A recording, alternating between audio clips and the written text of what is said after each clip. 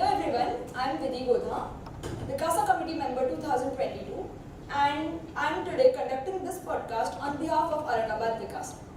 So Aurangabad Vikasa has always been there for upscaling and upgradation of students. So here is our team Vikasa 2022 with this concept of podcast, which we believe would be a medium आप लोगों को renowned faculty से रूबरू कराने का. So today we are very fortunate कि हमारे first podcast के लिए ही we have DT King Vijay Sada sir with us. Thank you so much sir, आपने हमारा accept किया ये request. तो we'll proceed. बिल्कुल. Sir, as you know, students बहुत ज़्यादा interested है आपकी life की story जानने में. तो सर एक brief में पहले story. अच्छा, मतलब मेरे बारे में जानने के लिए सबसे पहले तो मैं शुरुआत करना चाहूँगा ये कहते हुए कि भारत माता की जय एंड ICAI की जय, राइट. वेल, अगर मैं स्टार्टिंग से बात करूँ तो I belong to Marwari family, जिस पर मुझे बहुत ज़्यादा गर्व है. और इसके बाद जब स्टार्ट किया था, लाइफ स्टार्ट किया था, काफ़ी स्ट्रगलिंग लाइफ था. और स्ट्रगल इस तरीके का था that we have been declared with insolvency. और इसके बाद we have to shift at many places which includes Akola, Bhandara and very special to my heart Jalgaon. तो लाइफ काफ़ी स्ट्रगल के अंदर में रहा, जिसके अंदर में सबसे बड़ा स्ट्रगल ये था कि since belonging to Marwari family where business is blood, coming into this profession was altogether not thought. ये कभी किसी ने थॉट ही नहीं दिया था कि इस प्रोफेशन के अंदर में भी कोई आकर के आउट परफॉर्म कर सकता है. जब आप मारवाड़ी फैमिली में होते तो business is blood, right. But business include profession, ये बात घर वालों को समझने में समय लगा, बट ठीक है. इसके बाद काफ़ी मेहनत करी और मेहनत करने के बाद ये तो पक्का था कि यार कर लूँगा. अचीव किया, एग्जामिनेशन दी. ये बात पक्की है कि मैं मेरे घर पे नहीं रहा, मुझे मेरी बुआ जी के यहाँ रहना पड़ा. और जब मैं मेरी बुआ जी के यहाँ रहा तो लाइफ की कई चीज़ें समझ में आई, कई अप्स एंड डाउन समझ में आए. और हाँ, एक बात पक्की थी कि मुझे करना ही यही था, तो आई डिड इट. मुझे अटेम्प्ट भी लगे, but attempt did not stop me from from meaning who I can be. ये मेरे ड्रीम को अचीव करने से मुझे कभी नहीं रोक पाया. तो सर इतना स्ट्रगल और हार्डवर्क आपने किया है, तो तब आपके लिए मोटिवेशन क्या था? मतलब इतने स्ट्रगलिंग टाइम में भी यू आर वर्किंग, तो कैसा हुआ है? मैम, एक्चुअली जब किसी की लाइफ में स्ट्रगल होता है ना, तो स्ट्रगल ही सबसे बड़ा मोटिवेशन होता है कि यार मुझे यहाँ नहीं रहना. तो मुझे हमेशा से एक डर लगता था, और डर आज भी मैं एक बात से डरता हूँ कि यार मुझे इस सिचुएशन से बाहर निकलना, आउट परफॉर्म करना. तो यू नो एक्चुअली वो एक डर होता है कि मुझे अब जैसे किसी तकलीफ में होते हो, तो तकलीफ के अंदर में एक बात बड़ी श्योर होती है कि आप उस तकलीफ में रहना चाहते हो क्या? नहीं. तो वो तकलीफ से ही बाहर निकलने का एक डर कि यार मुझे यहाँ नहीं रहना है और मुझे कुछ तो चेंज करना है, और ये कुछ तो चेंज करना है इज ऑलवेज अ मोटिवेशन कि नहीं यार, I can not be same at any point of time. मुझे यही हालात नहीं रखने, मैं हालात बदल सकता हूँ, क्योंकि एक ही लाइफ है और इसके अंदर में अपॉर्चुनिटीज़ बहुत हो सकती है. तो बस वही एक पार्ट था मोटिवेशन का कि यार एटलीस्ट ये तो नहीं रहना है, कुछ भी करना है, ये तो नहीं रहना है. तो सर आज तो आपके पास सब है, मतलब सक्सेसफुल, मतलब एकदम अलग ही लेवल पे जहाँ से आप आए हो और आप इतना ऊपर गए, फिर भी आज भी आप उतनी ही हासिल करते हो, जबकि आपके पास पूरा सक्सेस है. जो एक नॉर्मल मतलब सोचता है कि ये चाहिए, आपके पास सब है, फिर भी आप उतना ही हासिल करते हो, इतनी हार्ड वर्किंग हो, तो फिर अभी आपका मोटिवेशन क्या है? ये बात तो मैं ज़रूर कहना चाहूँगा कि यार मेरे पास जो कुछ है बहुत, ये सब कुछ बच्चों की वजह से ही है, बच्चों के प्यार की वजह से ही है. लेकिन एक बात आपको पता है कि ज़िंदगी की रिक्वायरमेंट्स कभी नहीं रुकती, राइट. जाहिर सी बात है, द मोमेंट आप किसी गोल तक पहुँचते हो तब तक के आपके गोल बदल जाते हैं. शायरी में कहना चाहूँगा कि हर उम्र में होते हैं शौक जुदा जुदा, पहले खिलौने, फिर माशूका, फिर रुतबा और फिर खुदा खुदा. तो जाहिर सी बात है कि पहले एक गोल होता है कि आप सिर्फ खिलौने लो, खिलौने के बाद गोल होता है कि ज़िंदगी में कोई होनी चाहिए. जब ज़िंदगी में कोई होती है, जैसे मेरी ज़िंदगी में पल्लवी है, तो जब ज़िंदगी में कोई होती है तो जाहिर सी बात है अब उस क्वीन के लिए मुझे पूरा किंगडम खड़ा करना है, रुतबा, और फिर खुदा खुदा. एक समय ऐसा भी आएगा जब मुझे ऐसा लगेगा कि यार ये जो कुछ भगवान ने दिया, भगवान को कुछ देने की बारी है. तो आज बस इतना है कि you know there is a queen और मुझे पूरा किंगडम खड़ा करना है. बस गोल यही है, आज उसी के लिए असल चालू है. तो सर अभी आप जिस स्टेज पे हो, ऐसी कोई चीज़ है जो आपको लगता है कि मैं चेंज करना चाहूँगा पीछे जाके आपके लाइफ जर्नी की? वेल, ये एक बहुत ही अलग क्वेश्चन है, डिफिकल्ट है मेरे लिए कि लाइफ में कुछ बदलना चाहूँगा. तो अगर मैं कुछ बदल सकता तो डेफिनेटली मेरे हालात बचपन से बदल देता. पर हाँ, एक चीज़ जो मैं बिल्कुल बदलना चाहूँगा वो ये है कि एक पॉइंट था जहाँ पे my parents were not ready for my study. दो आज वो मेरे पे सबसे ज़्यादा प्राउड करते हैं, बट हर एक फैमिली की एक सिचुएशन होती है। तो उस टाइम पे वो सिचुएशन वैसी नहीं थी कि मेरे डैड अग्री कर ले मेरे स्टडी को। और मेरे जैसे पता नहीं लाखों बच्चे होंगे जिनको शायद पढ़ने की इच्छा है, फाइनेंस की वजह से या घर के प्रॉब्लम्स की वजह से या किसी और रिस्ट्रिक्शन की वजह से वो पढ़ नहीं पाए। यस, तो एक चीज़ अगर मैं मेरे लाइफ की कुछ बदलना चाहूँ ना, तो बस वो यही है कि मेरे पेरेंट्स जो नहीं अग्री कर रहे थे, स्पेसिफिकली डैड जो नहीं अग्री कर रहे थे मेरी पढ़ाई के लिए, और बस वो एक चीज़ चेंज करना चाहूँगा। बाकी तो हर एक चीज़ खुद से बनाई है तो पता ही है, जो बनाई है वो सही है। तो एक वो चीज़ ज़रूर चेंज करना चाहूँगा कि मेरे डैड का ही नहीं, मैंने मेरे डैड का तो माइंडसेट खैर अब बदल ही चुका है पूरा। अब वो हर बच्चे को बोलते हैं कि आप पढ़ो, राइट। बट हाँ, मैं ऐसे सभी डैड मॉम या पेरेंट्स भाई बहन जो भी है उनको ये एक चीज़ ज़रूर चेंज करना चाहूँगा कि उनका माइंडसेट बदले। कई बार ऐसा होता है अपने प्रोफेशन के अंदर में कि बच्चा फेल हो जाता है तो तू एक काम कर, तू छोड़ दे और चले जा, या तू किसी और कोर्स को ज्वाइन कर ले। मुझे ऐसा लगता है बच्चे को जो करने की इच्छा है वो करे, और जब वो कुछ कर रहा है, उल्टा माँ बाप ने तो यहाँ पे खुश होना चाहिए कि उनका बेटा कुछ तो कर रहा है जो आसान नहीं है पाने के लिए। उल्टा ये तो होना ही चाहिए ना कि यार ये वो आसान चीज़ नहीं है जो सबको मिल जाए, राइट। तो उल्टा माँ बाप ने खुश होना चाहिए कि उनका बच्चा कुछ ऐसा ट्राई कर रहा है जो ऑलमोस्ट हर एक के पास नहीं है, जो हर एक अचीव करने की कोशिश नहीं कर रहा है। हाँ, इसमें हम चलेंगे तो गिरेंगे उठेंगे संभलेंगे फिर गिरेंगे, पर इस प्रोसेस में अगर माँ बाप साथ रहें तो मेरे हिसाब से बच्चे की जर्नी बड़ी आसान हो जाएगी। तो अगर मैं मेरे लाइफ में कुछ चेंज करना चाहूँगा, so I guess that is the thing. मेरे डैड उस टाइम पे ये चीज़ को सपोर्ट करते तो ये जो जर्नी है शायद और बेटर स्मूथ होती। So as you know, as everyone knows, सब फेवरेट है बच्चों के। तो मतलब पहले तो टीचिंग शुरू करना, उसमें भी डायरेक्ट टैग जैसा सब्जेक्ट, और वो बढ़ा के आप सबके इतने फेवरेट हो, तो कैसे हुआ ये पॉसिबल आपके लिए? फिर सबसे पहले तो मैं इस बात के लिए सरस्वती माँ को धन्यवाद देना चाहूँगा, बिकॉज जब तक कि उनकी मेहरबानी नहीं होती तब तक कि ऐसा कुछ नहीं हो सकता था। हाँ, पर ये बात पक्की है कि बच्चों का फेवरेट मेरे को हिसाब से मैं इसलिए हूँ कि उस सब्जेक्ट को आसान बनाने की कोशिश की है। टीचिंग को सिर्फ टीचिंग के तरीके से ना देख करके एक फन के तरीके से देखा जाए, जहाँ पे एक एनवायरनमेंट हमेशा हर व्यक्ति कहता है study hard study hard study hard. My funda was always clear, why not study smart study joyfully. मतलब स्टडी हार्ड तो ठीक है, स्टडी हार्ड तो ऑलमोस्ट सभी चिल्ला रहे हैं, स्टडी जॉयफुली भी तो हो सकता है ना। स्टडी हार्ड को ही क्यों करना है, स्टडी जॉयफुली भी हो सकता है। So why not study joyfully. And उस बच्चे को मजे के साथ पढ़ा करके अगर आप कर सकते हो तो I think everyone will be happy. And जब कोई भी हैप्पी होता है तो वो चीज़ उसकी फेवरेट ही होती है। तो सर, जो आप खुद पढ़ते थे सीए के लिए, तब भी आपने मतलब हर चीज़ करने का जॉयफुल वे ही निकाला था, या बाद में मैं एक्चुअली जब खुद भी पढ़ रहा था तो मैं जॉयफुली निकाल रहा था। यहाँ पे मेरे एक दोस्त भी बैठे, वो भी इस बात को कह सकते हैं कि मैं हमेशा मस्ती में ही रहा। मतलब मेरे को कोई भी चीज़ को शॉर्ट करना और इसको कुछ तो आड़े टेढ़े तरीके में करना बहुत पसंद आता था। जैसे आज भी अगर आप देखोगे तो वो कंसेप्ट को, जैसे पर्सन की डेफिनेशन हुई, तो पर्सन की डेफिनेशन को कोई नॉर्मल तरीके से भी पढ़ सकता है। मैं डांस के थ्रू पढ़ाता हूँ, individual, HUF, firm, company, AOP, BOI, local authority, AJP.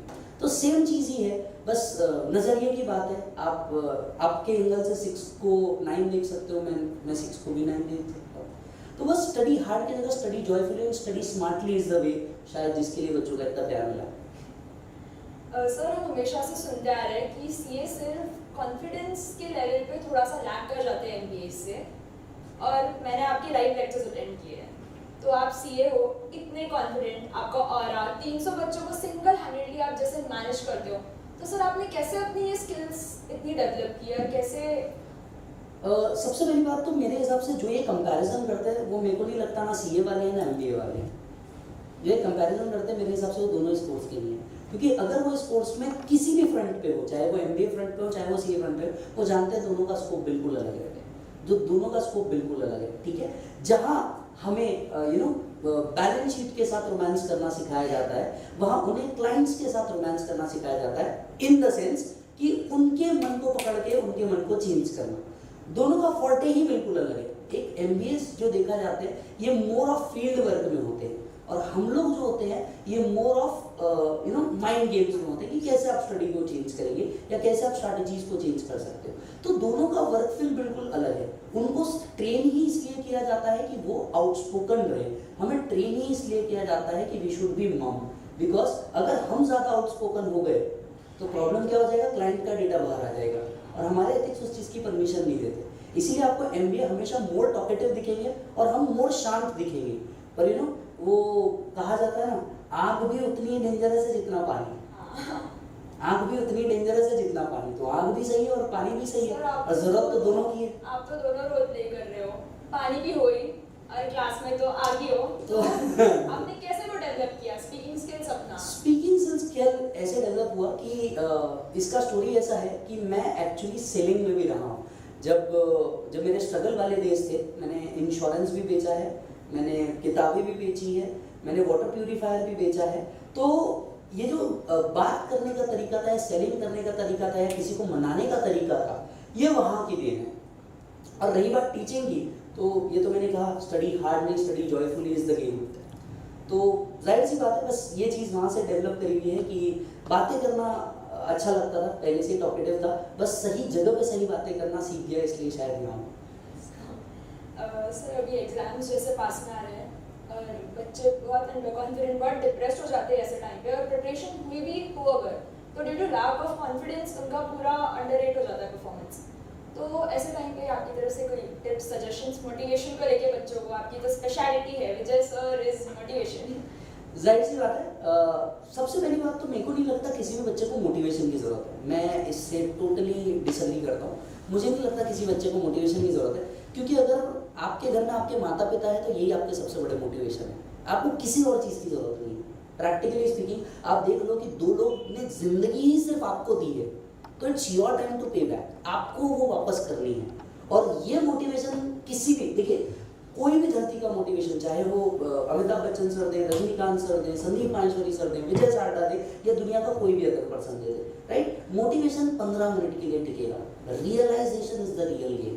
अगर किसी को ये रियलाइज हो गया ना कि यार ये मेरी रिस्पॉन्सिबिलिटी है और I have to do it, तो आई थिंक बस ये काफ़ी है। तो मैं कहूँगा जो स्टूडेंट्स हैं मैं उनको कहना चाहूँगा, जैसे आप कुछ बेसिक चीज़ें करें। पहला, आपको भगवान को भी बाद में नमन कर ले, पहले मम्मी पापा को देख ले किया, क्योंकि वही जिंदा लोग हैं जिनने आपके लिए कुछ किया है। दूसरा, आप सिर्फ एक काम करें, आप जो अपने सोशल मीडिया अकाउंट्स हैं, मैंने कह रहा इसे बंद करें, इसे बस रिड्यूस करें, इसे बस थोड़ा सा रिड्यूस करें। तीसरा, आप जो पढ़ाई कर रहे हैं तो एक बात दिमाग में पहले सेट करके करें, पढ़ो तो हद कर दो, वरना प्रोग्राम रद्द कर दो। नहीं मूड है, पढ़ना ही नहीं है, और अगर पढ़ना है तो बहुत अच्छे से पढ़ना है, right? And most important, the most important, मेरे जैसे एवरेज बच्चों के लिए द मोस्ट इंपॉर्टेंट इज आप लिख के प्रैक्टिस करें। कभी भी ना, देखो मेरे पापा कहते हैं 100 बकी और 1 लिखी। आप कितनी भी बड़बड़ कर लो, शायद आपको याद नहीं रहेगा, आप लिख लो, आपको याद रह जाएगा। तो 100 बकी और 1 लिखी is the formula.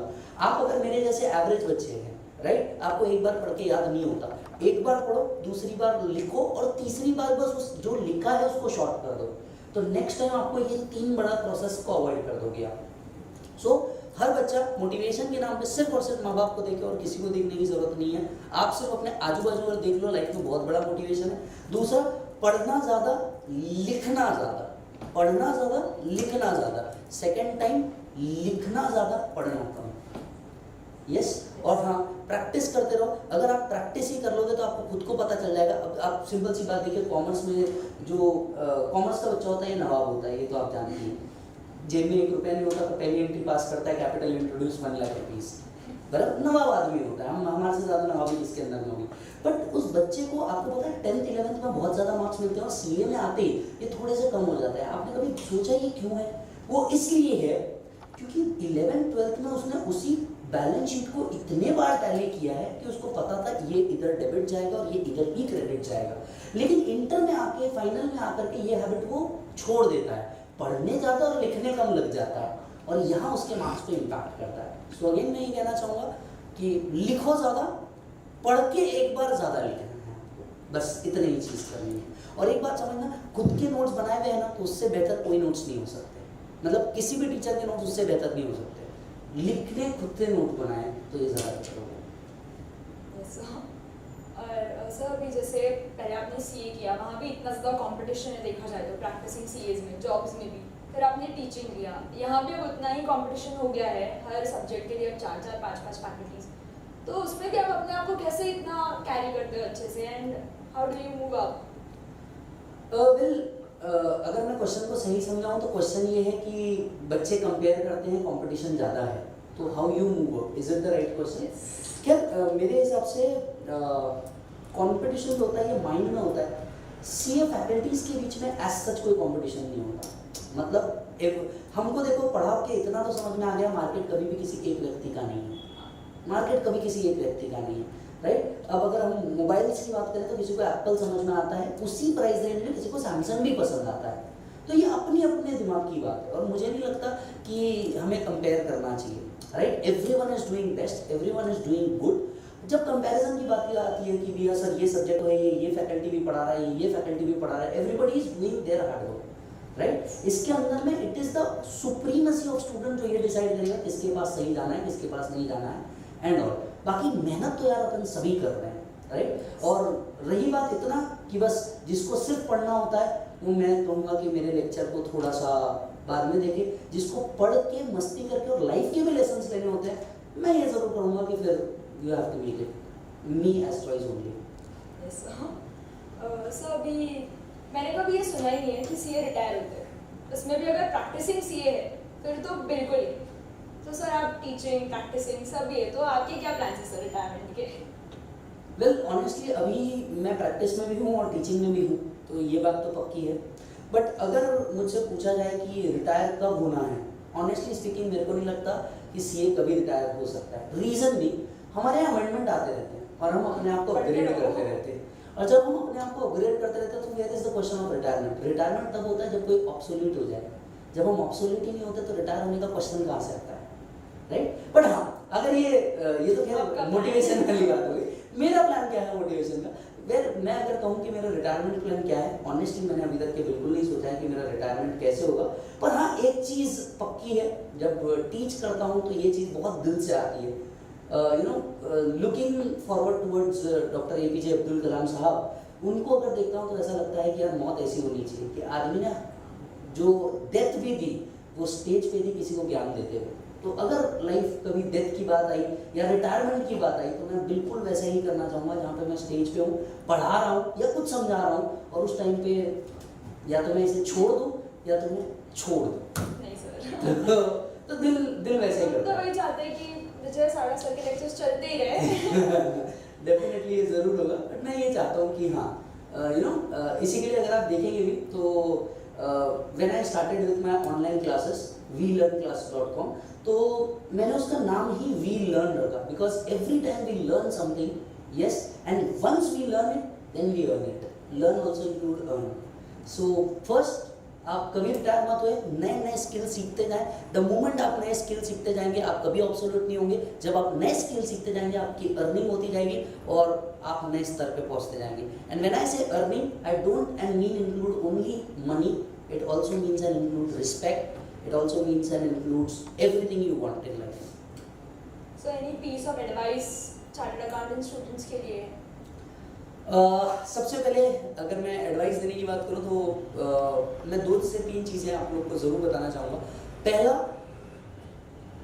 Involve yourself. जब तक आप खुद अपने आप को उस सिचुएशन के अंदर में नहीं रखेंगे कि आप इस सिचुएशन में होते तो इस चीज़ को कैसे करते, तब तक कि आप कोई आउटपुट नहीं निकाल पाएंगे। जैसे अगर आप इस प्रॉब्लम में फंसे, बहुत से बच्चे क्या होता है जैसे कॉस्टिंग सॉल्व कर रहे हैं, अकाउंट सॉल्व कर रहे हैं, एफआर सॉल्व कर रहे हैं, एसएफएम सॉल्व कर रहे हैं, तो यहाँ पे क्या होता है बच्चा, अरे यार ये फिगर तो मिसिंग है, मैं यहीं रुक जाता हूँ। रास्ते की सोचिए, जब आप रास्ते पे जाते हैं कोई गड्ढा आता है तो सर पकड़ के बैठ जाते हो, क्या हाय गड्ढा आ गया अब तो मैं आगे ही नहीं बढ़ता, या आप सीधा बाजू से निकलते हो, रास्ता ढूंढते हो।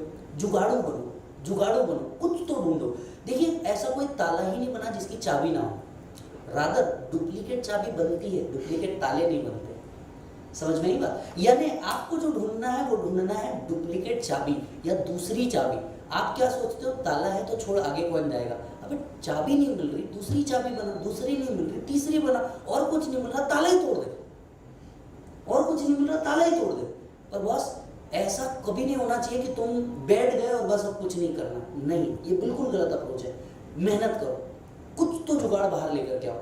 अगर तुमने इस कोर्स में एंट्री किया तो तुमने वैसे ही लाइफ का सबसे बड़ा रिस्क ले लिया। Risk in the terms of कि अब क्या, तुम्हारा गेम्स रिस्क पे चले गए, तुम्हारी फैमिली रिस्क पे आ गई, तुम्हारे सारे फेस्टिवल रिस्क पे आ गए।